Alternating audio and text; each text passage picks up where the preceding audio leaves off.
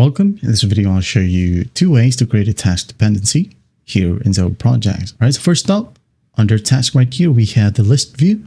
So go ahead and select a task. For example, we have here create a video about Zoho Project. So just click on 3 dots and just click on view details.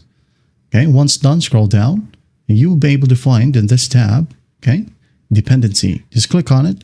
And once done, you can now go ahead and click on add predecessor and add successor. For example, click on it. Now select the project right here. Let's say I'm just going to go and select task 1. Okay, there you go. And the successor right here is already added. So once that's done, no need to click on the save button as it is automatic. So you can now go ahead and close this one. And after that, we have the second method by using the Gantt chart. Okay, right here.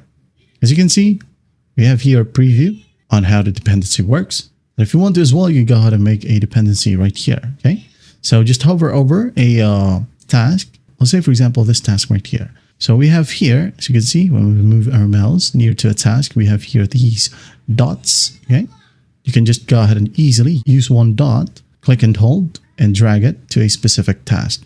Okay, there you go. It says here dependency added. Now, what happens after setting a dependency?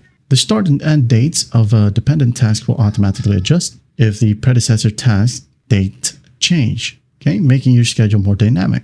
And there you have it. Well, I hope this video helps, and I'll see you at the next one.